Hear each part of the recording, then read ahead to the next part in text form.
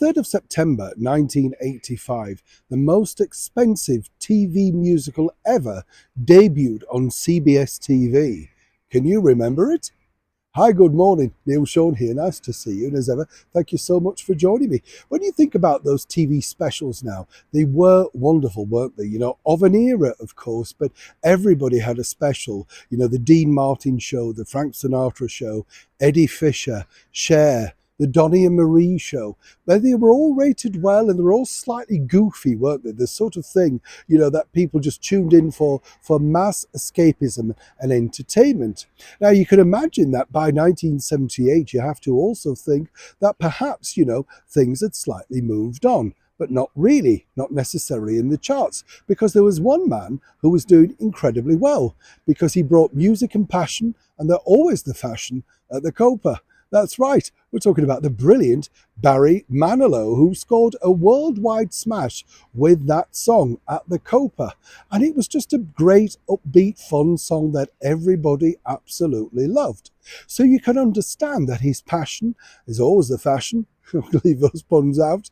But quite frankly, Barry told me that, the bottom line was he waited years to try and turn that song into a musical. And what he decided to do was when CBS came knocking in the 80s, after phenomenal success, literally on the road and concert tours, mega selling albums, he thought this is the moment. They really wanted him to just star in his own variety series with all of these wonderful guest stars popping up. Barry had a better idea. He wanted to go back to the 1940s musical filming era, things like, of course, Anything Goes, Meet Me in St. Louis, stuff like that, as you can imagine. Now, what happened was that they decided, CBS, this doesn't seem a bad idea. Anything with Barry Manilow in it surely would rate incredibly well.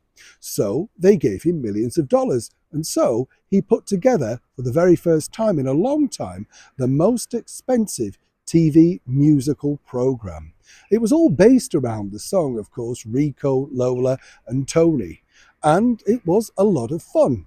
Nobody's suggesting it was an Oscar winner. Nobody was suggesting it was anything else but light throwaway entertainment. Of course, it couldn't recoup its losses, even with all the big sponsors, because it cost so much money to put together. Even now, when you watch it on YouTube, you can see the production values. Of course, CBS still wanted Barry to return back to the variety format after the making of said TV special. It rated well, but not enough to pull the money back. Barry, though, had the last laugh, of course, because Copacabana was turned into a spectacular musical in the very early 90s, opening at the Prince of Wales Theatre in the very heart of London.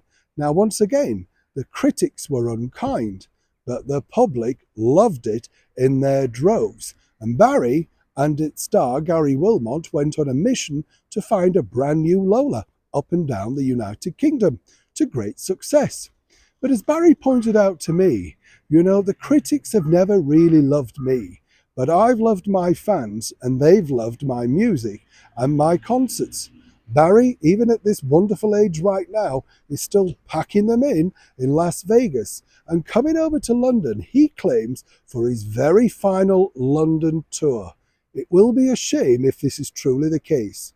There's only one true international showman, and Barry Manilow, way back all of those years ago, 39 years ago I think now, in 1985, showed them exactly how you can make a musical for TV for millions of dollars and still prove it be variety entertainment.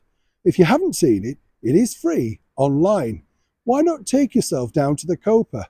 After all, music and passion never go out of fashion at the Copa. Neil Sean in the very heart of London.